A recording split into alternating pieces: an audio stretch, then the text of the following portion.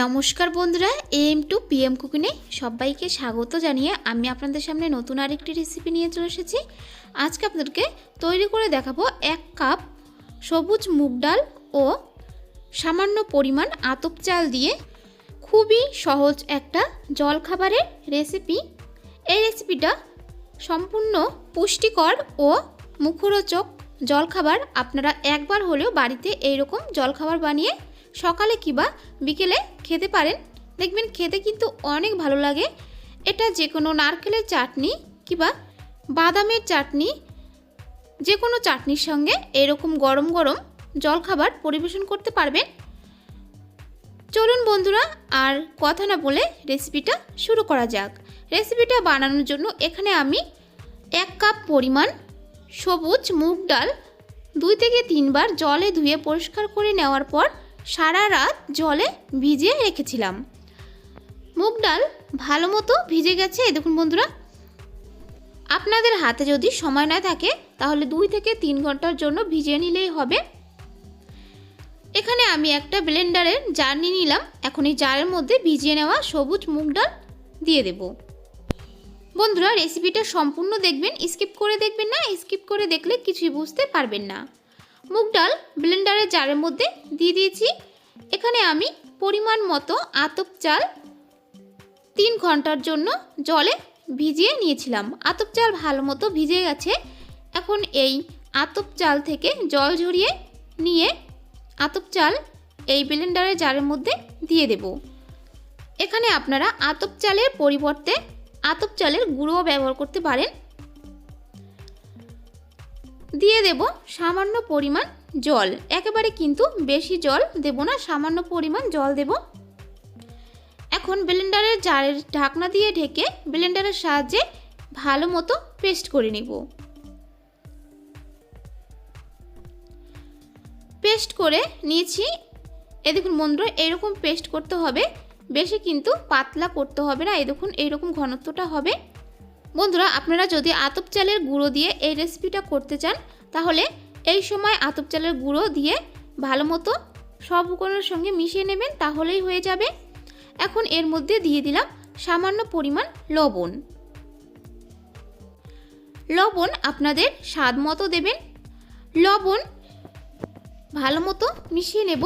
Please বন্ধুরা, আমার চ্যানেলটিকে সাবস্ক্রাইব করে পাশে থাকা বেল আইকনটা প্রেস করে নোটিফিকেশনটা অন করে রাখবেন, তাহলে আমি নতুন কোনো রেসিপি আপলোড করলে আপনারা সবার আগে দেখতে পারবেন।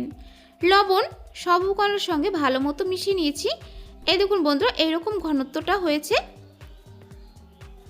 এতে কিন্তু আমি কোনো আর জল ব্যবহার করব না। এখন চলুন বন্ধুরা, জলখাবার তৈরি করে নেব। এখানে ওভেন জ্বালিয়ে ওভেন পর একটা তাওয়া বসিয়ে দিয়েছি। তাওয়া ভালো মতো গরম হয়ে গেছে। এখন এই তাওয়ার মধ্যে দিয়ে দিয়েছি পরিমাণ মতো সাদা তেল। তেল আমি বেশি তাওয়াতে রাখবো না, এইভাবে একটা কাপড়ের সাহায্যে তেল ভালো মতো তাওয়াতে লাগিয়ে তেল মুছে নেব, যেন তাওয়াতে কোনো তেল না থাকে। বন্ধুরা, এই জলখাবার তৈরি করার আগে কিন্তু তাওয়াটা ভালো মতো গরম করে নিতে হবে। তাওয়া থেকে ভালো মতো তেল মুছে নিয়েছি। এখন এই তাওয়াতে দিয়ে দিলাম সামান্য পরিমাণ জল এভাবে একটু ছিটিয়ে দেব। যেহেতু এই জলখাবারটা তৈরি করার সময় তাওয়াটা খুব ভালো মতো গরম করতে হয়, ওর জন্য এরকম জল ছিটিয়ে দিলে কিন্তু তাওয়ার যে গরম সেটা ঠিকঠাক ব্যালেন্স হয়ে যাবে। জলখাবারটা তৈরি করার সময় নিচ থেকে পুড়ে যাবে না।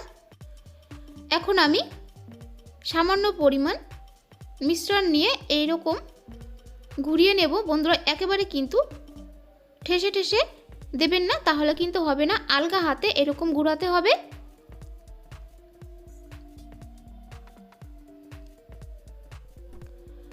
বন্ধুরা, যে কেউ কিন্তু এই জলখাবার রেসিপিটা একবার দেখলেই তৈরি করতে পারবেন। এটা খুব সহজ একটা রেসিপি।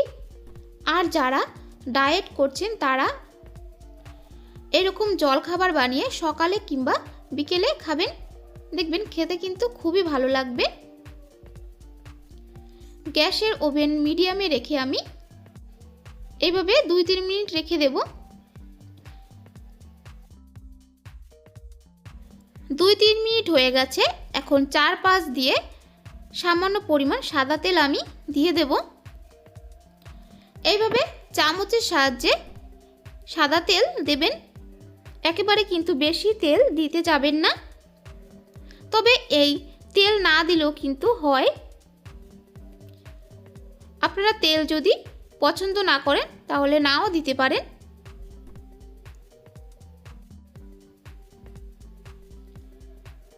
জলখাবার হয়ে গেছে। এই দেখুন বন্ধুরা কত সুন্দর চারধার দিয়ে উড়ে যাচ্ছে। যখনই এটা চারধার দিয়ে দেখবেন উঁচু হয়ে যাচ্ছে তখনই তুলতে হবে, এর আগে কিন্তু তুলতে যাবেন না। প্রথমে আমি এক ধার ভাঁজ করে নেব। বন্ধুরা আপনারা দেখেই বুঝতে পারছেন জলখাবারটা কত মুচমুচে হয়েছে। যেহেতু এটা পুষ্টিকর খাবার, তাই অবশ্যই আপনারা বাচ্চাদেরকে এইরকম জলখাবার বানিয়ে সকালে দেবেন, ওরা খুব সহজে খেয়ে নেবে।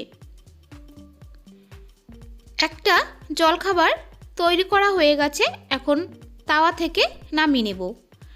এইভাবে একে একে সবটুকু মিশ্রণ জলখাবার তৈরি করে নিয়েছি। বন্ধুরা আপনারা গরম গরম এইরকম জলখাবার যে কোনো চাটনির সঙ্গে খেতে পারেন, দেখবেন খেতে কিন্তু অনেক ভালো লাগে। 1 কাপ সবুজ মুগ ডাল ও অল্প পরিমাণ আতপ চাল দিয়ে তৈরি হয়ে গেল মুখরোচক জলখাবার।